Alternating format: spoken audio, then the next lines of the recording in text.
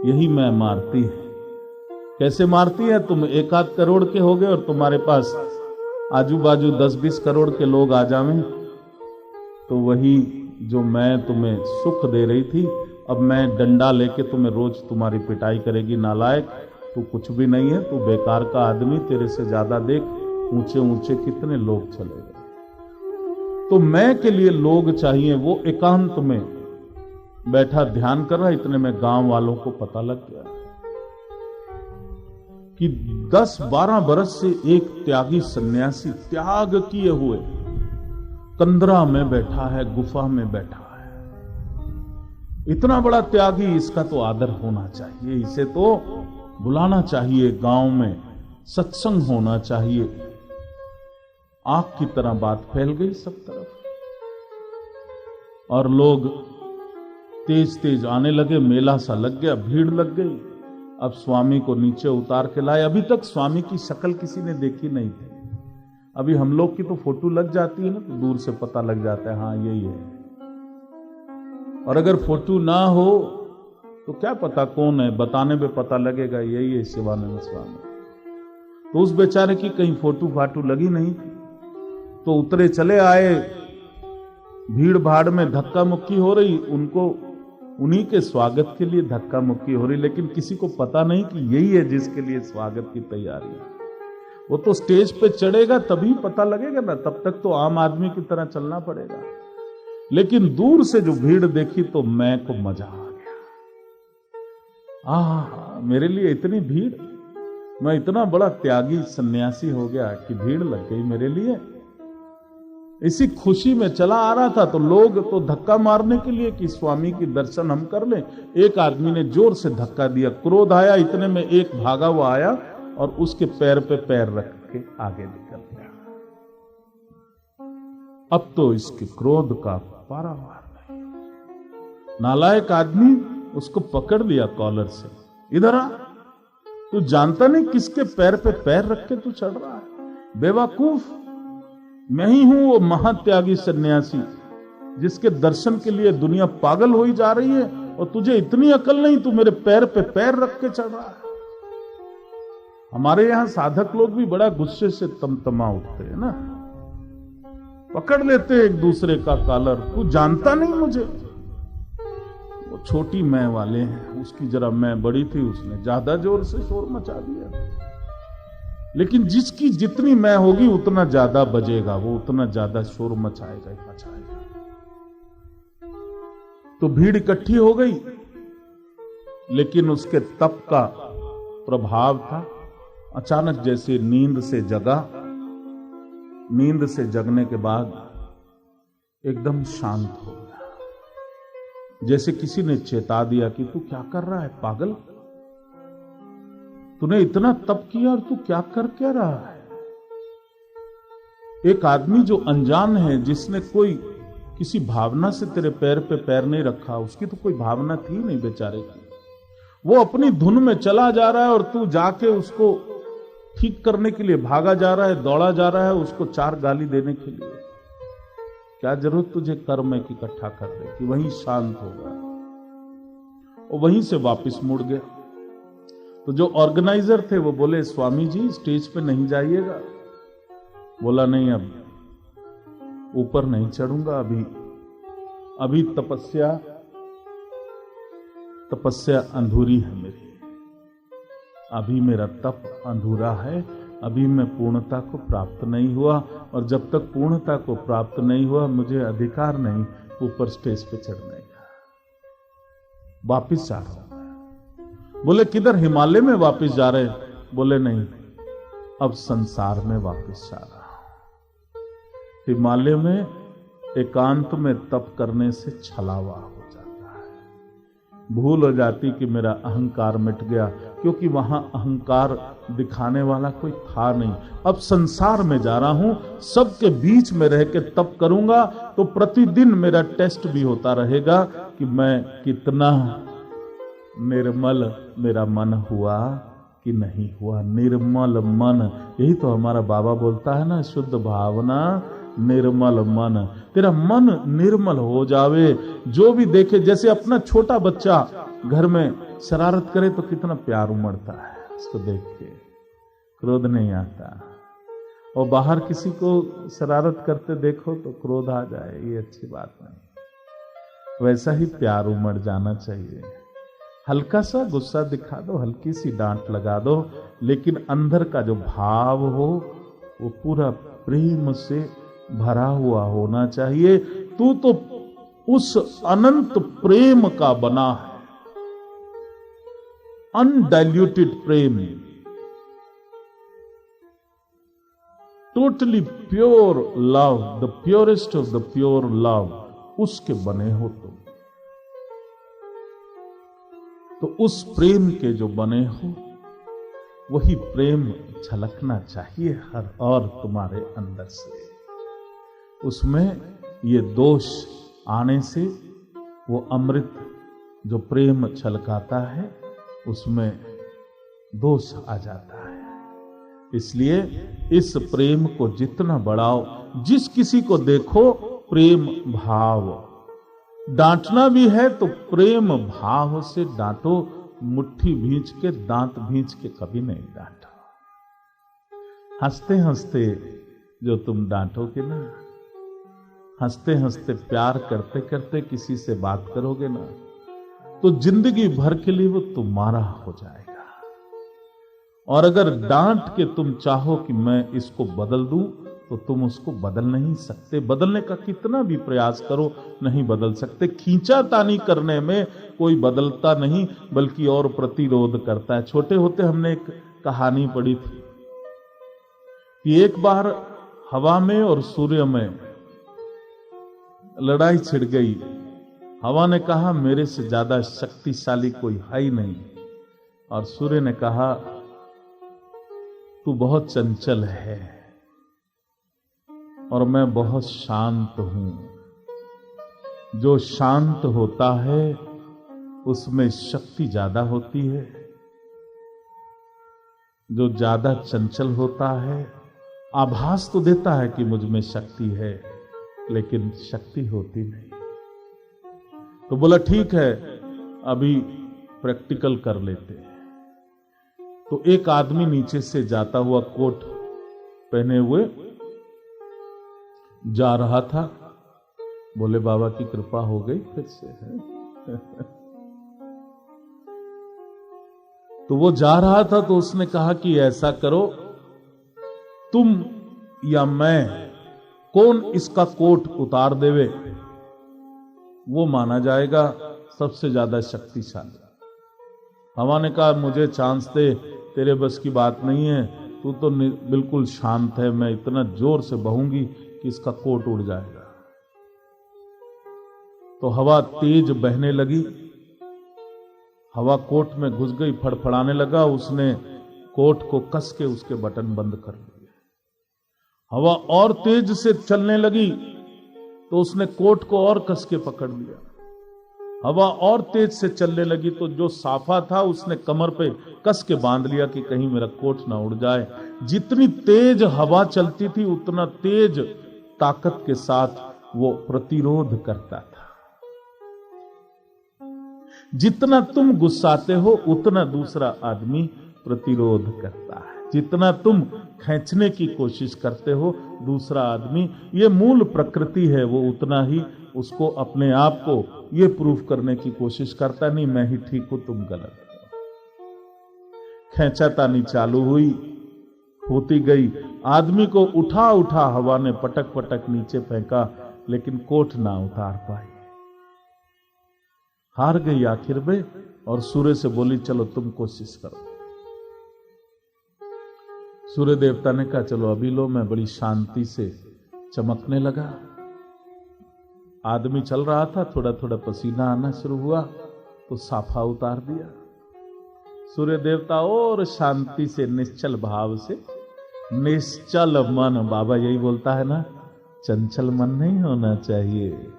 अब समझ आ रही उसकी एक एक बात। निश्चल मन, हवा चंचल थी, सूर्य निश्चल था। थोड़ा और नीचे आ गया, अब और गर्मी लगी तो बटन खोल दिया उसने। चलता रहा, पसीना पसीना हो गया। सूर्य देवता और नीचे आए, अब गर्मी असहनीय हो गई तो कोट उतार दी, कमीज भी उतार दी और बड़ी शांति से चल रहा। तो सूर्य हंसने लगा, बोला देख, तो जो निश्चल होता है जीत उसी की होती है, जो चंचल होता है उसकी जीत में एक डाउट लगा रहता है। डर के तो कोई उसके आगे घुटने टेक दे, लेकिन वो तब तक घुटने टेके रहता है जब तक उसमें शक्ति कम होती है। जिस दिन शक्ति उसमें बढ़ जाती है वही बगावत कर देता है, खड़ा हो जाता है। लेकिन जो निश्चल भाव से और प्रेम भाव से जीता जाता है वो फिर कहीं नहीं जाता। वो कितना भी शक्तिशाली बाद में भी हो जाए वो तुम्हारा ही रहता है। तो यही भाव, यही प्रेम, इसी को तुमने अपने जीवन में लाना है। तुम इसी प्रेम के बने हो, अनंत प्रेम के बने हो, और उसी अनंत प्रेम को ही अपने जीवन में चारों तरफ लाना। जब जब मैं आएगी वो प्रेम कम हो जाएगा, इसलिए मैं को हटा देना और प्रेम को लेकर उभारना। निश्चल मन, निर्मल मन, शुद्ध भावना।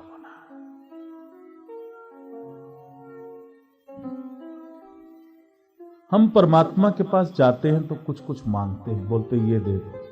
कोई साधु संत आता है तब भी जबरदस्ती करते हैं कि ये दे दो, और ये भी कंप्लेन करते हैं कई बारी कि ये तो तूने दिया ही नहीं मुझे। ऐसा करते हैं ना, ऐसा नहीं करना चाहिए। जैसा मैंने समझाया, तुम अपनी साधना करो, और साधना के साथ, क्योंकि तुम्हें नहीं मालूम तुम्हारे लिए भला क्या है, तुम्हारे लिए बुरा क्या है, तो बाल हट नहीं करना। उससे यही कहना, जो मेरे अल्टीमेट अच्छाई के लिए जो ठीक हो वही मुझे देना। जो मेरे आध्यात्म मार्ग में रोड़ा अटकाए ऐसा कुछ भी मुझे मत देना। जो मेरे लिए सबसे ज्यादा ठीक हो वही देना। एक राजा था, बहुत सुखी था और बहुत ही कानून पसंद राजा, प्रजा का बहुत ख्याल करता था। उसकी प्रजा भी बहुत सुखी थी। कहते जहां राजा ठीक हो और जहां प्रजा सुखी हो वहां समय पर बरसात होती है, समय पर मौसम बदलता है, प्रकृति अपना कहर नहीं डालती उस जगह।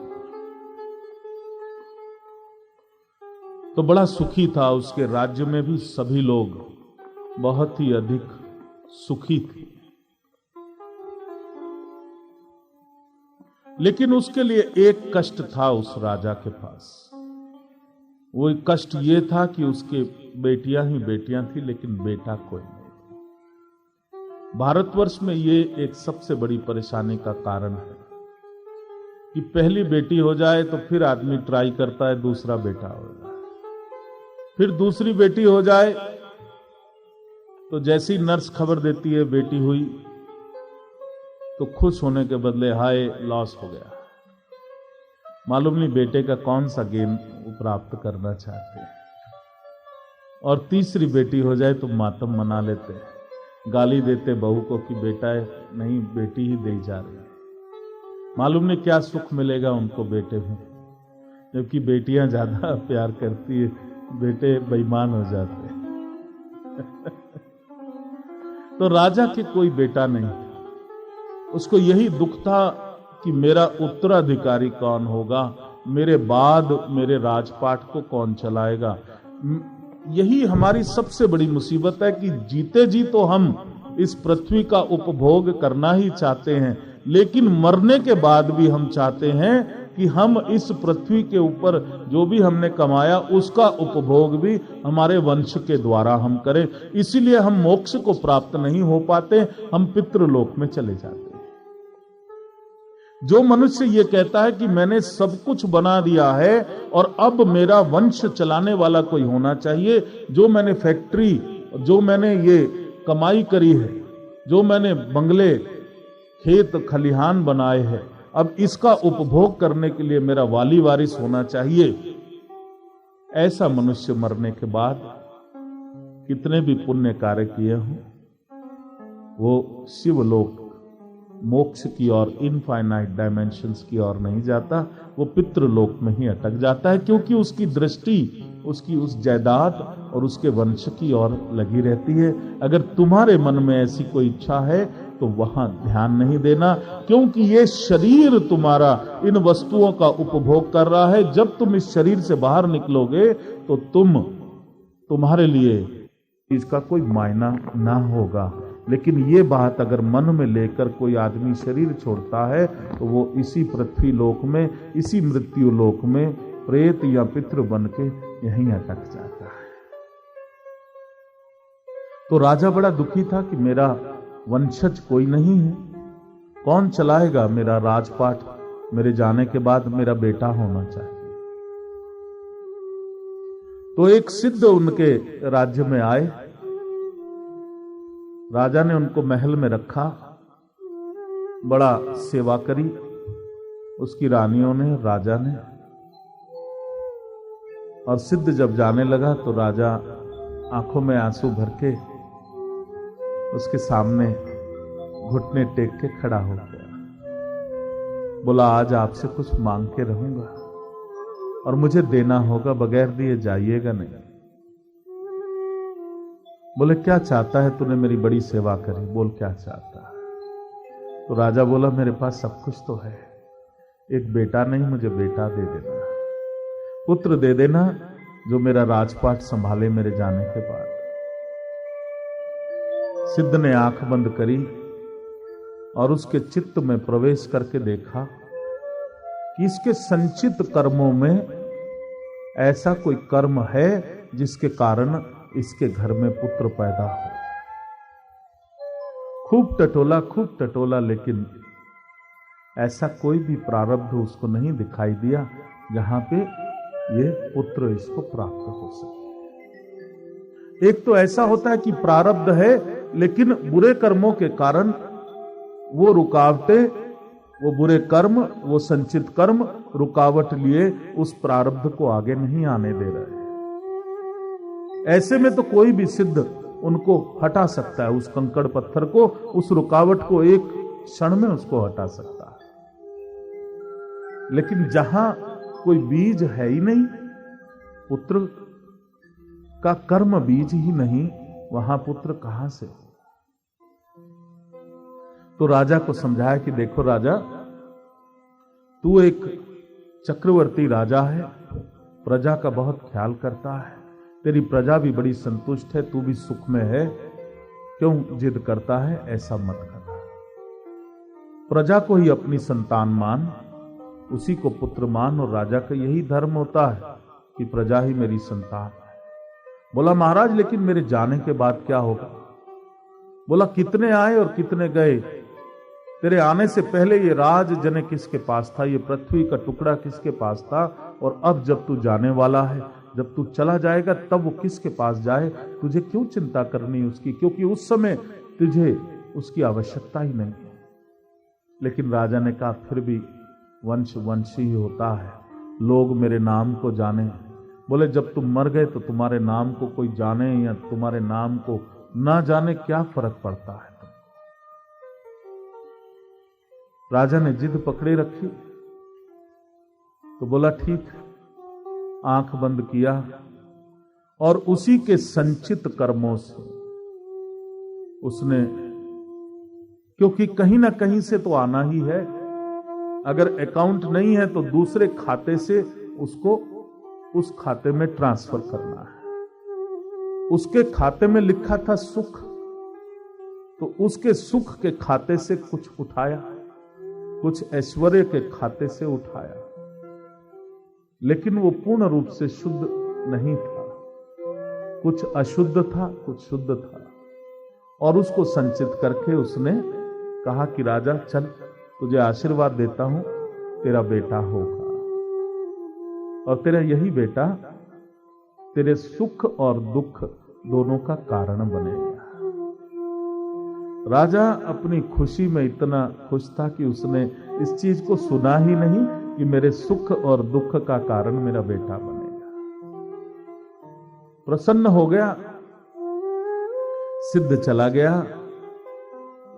उसकी एक रानी गर्भवती हुई और उसने एक पुत्र रत्न का जन्म दिया।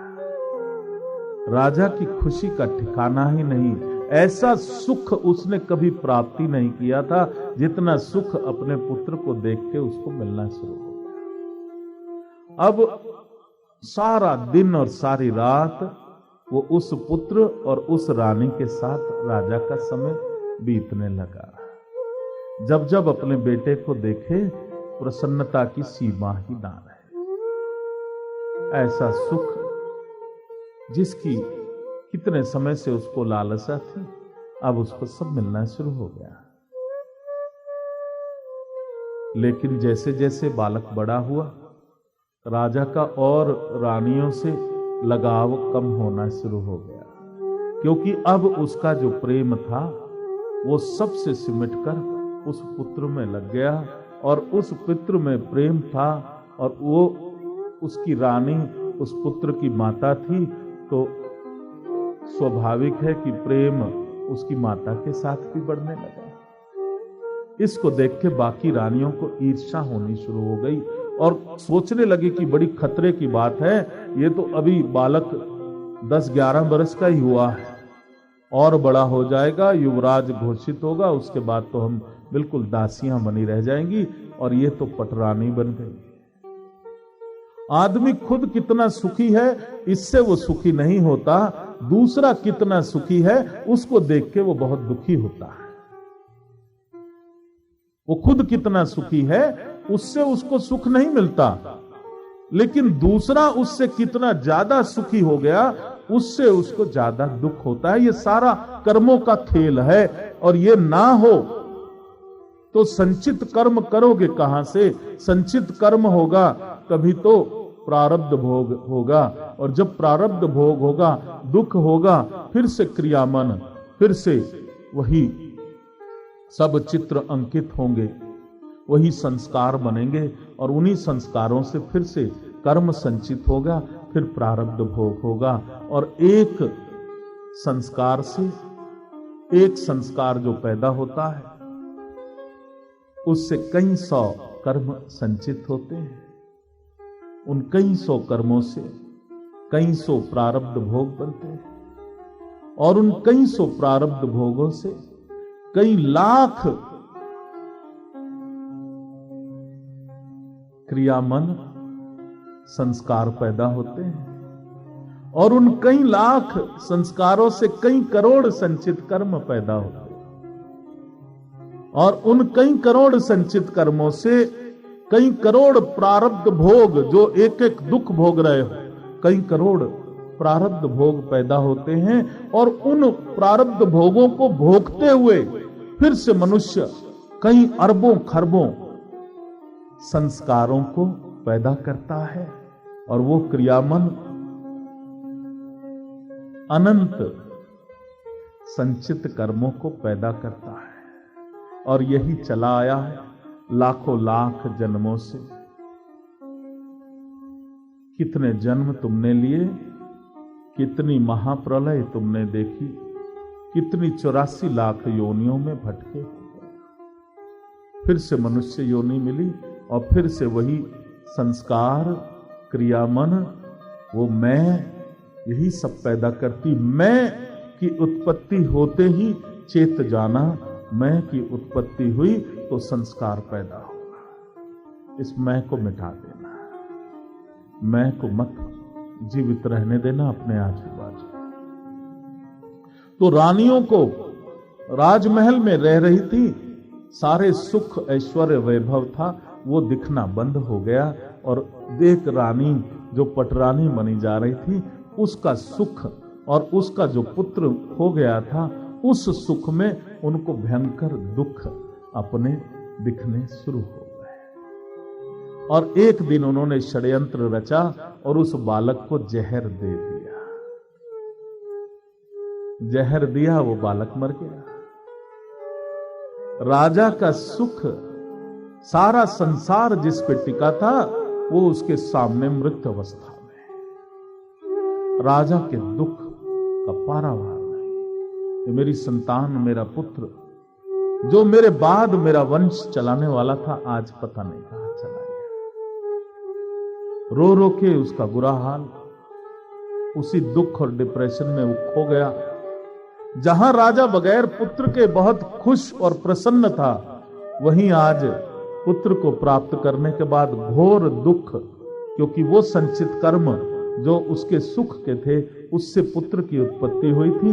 अब पुत्र गया तो वो संचित कर्म भी गए, और अब दुख ही दुख चारों तरफ, पीड़ा ही पीड़ा। वो प्रारब्ध भोग जो पीड़ा के थे, वो क्रियामान हो गए, और उसी दुख में उसने और संस्कार पैदा कर करके और प्रारब्ध भोग तैयार कर उसी दुख में पूर्ण रूप से डूब गया।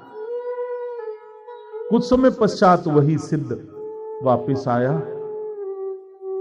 राजा ने उसके पैर पकड़े और जोर जोर रोने लगा, महाराज, आपने तो मुझे पुत्र का वरदान दिया था, फिर ये क्या हो गया और ऐसा क्यों हो गया? बोले, देख राजा, तेरे प्रारब्ध भोग में पुत्र नाम की चीज थी ही नहीं। तूने जिद पकड़ी हुई थी, और संत ने तेरे यहां का भोजन ग्रहण किया था, तो उसको देना ही था जो तू मांग रहा था। बार बार वो इस बात को तो कहता था कि मत मांगे, कृपा मांग ले।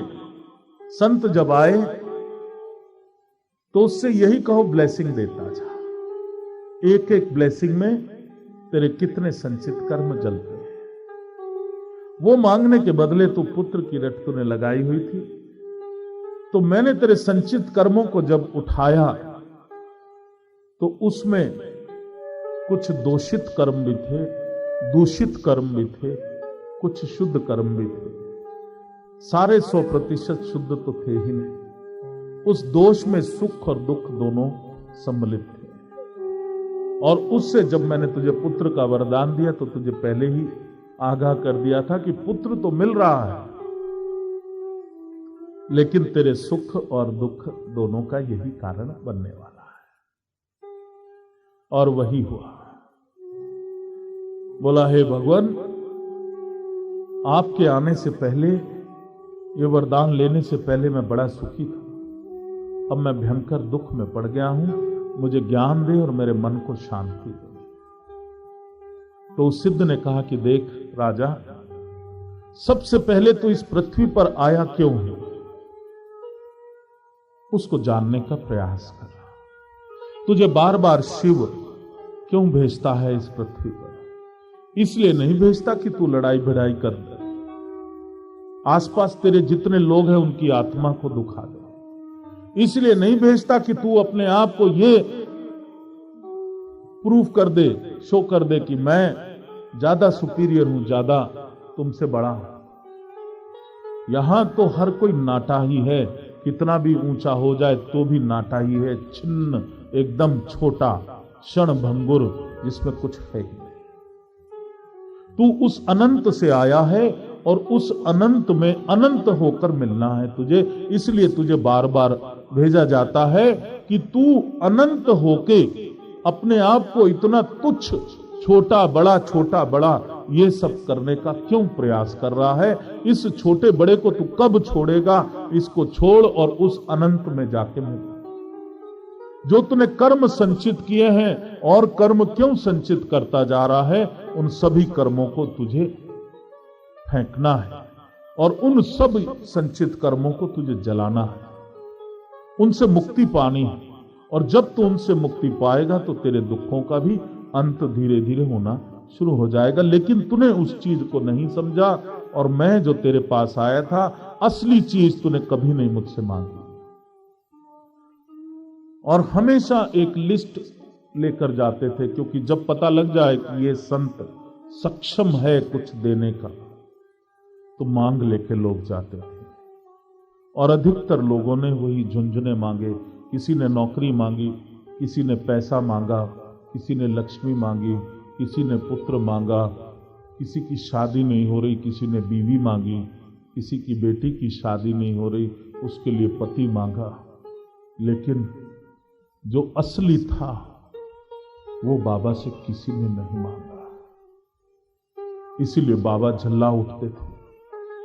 यही सब घटिया घटिया चीजें ही मुझसे मांगनी, वो मांग जिससे तेरा जीवन का सदुपयोग हो सके, तेरा कल्याण हो सके। वो मांग असीम शांति, आध्यात्म, उस अनंत को मांगने का प्रयास कर।